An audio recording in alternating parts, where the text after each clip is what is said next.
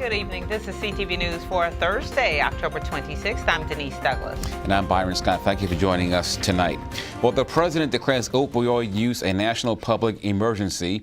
64,000 Americans died of drug overdoses last year. That's more than car crash and homicide deaths combined, according to the president. He says he'll push for a national effort to end the opioid epidemic.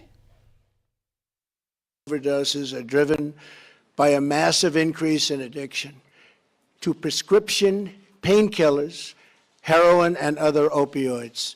Last year, almost 1 million Americans used heroin, and more than 11 million abused prescription opioids. From January to June of this year in Maryland, more than 1,000 people died of opioid overdoses. There were 800 linked to fentanyl, and in 2016, 873 opioid deaths. Some residents in a Bowie neighborhood say they are being more vigilant after a woman was sexually assaulted. The woman was jogging on Monday near Jennings Mill Drive when a man grabbed her and attacked her on a playground. Police canvassed the neighborhood to try and find out any information that could help them catch the suspect. Today, we spoke with a man who lives in the area for reaction to the incident.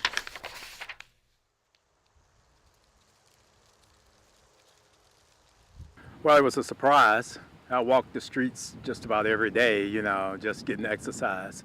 And from the news last night, it seemed that it happened right down the street here, the entrance to the little park.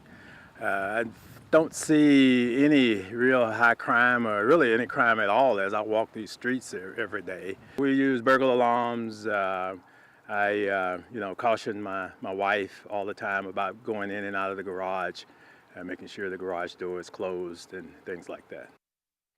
Anyone with information that could help police catch the suspect is asked to call 301-772-4908. The Maryland Democratic Party is mobilizing to take on paid sick leave. Governor Hogan vetoed the bill last session and called for the creation of a task force to study that issue. But Democrats call that task force an anti-worker measure that they say is shrouded in secrecy. The Democratic Party has filed a open meetings complaint against the task force because they have not announced any public meetings. They have not given the public notice or an opportunity to weigh in. Governor Hogan signed this executive order on May 25th. That was over 150 days ago. He gave them until December 1st to come up with a report. That leaves less than 6 weeks for them to issue a report on this significant issue, at least an issue significant enough for the governor to create a task force for it. If they haven't been meeting with workers, are they going to do that all in the next 6 weeks, right? Like, I think people have a right to know what exactly they're doing. And the reason why we have the open meetings law is because Maryland's government prides itself on its transparency. And right now, Governor Hogan's not upholding that transparency. 700,000 Marylanders could benefit from paid sick leave. Seaton says efforts are moving forward to override the veto at the next legislative session. And a watchdog group holds its first hearing in Annapolis.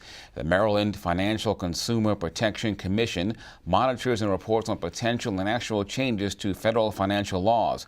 Today, the commission heard expert testimony about consumer protection laws and any efforts to roll them back. The next hearing is set for December 5th.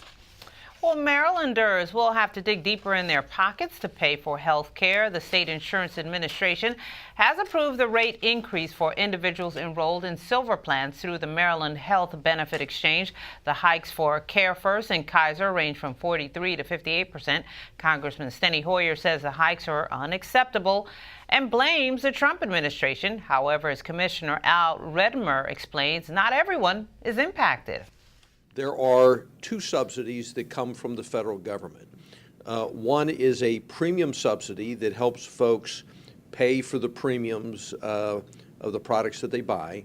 The other is a subsidy that's referred to as a cost-sharing reduction. This helps folks pay for their deductibles and their co-pays.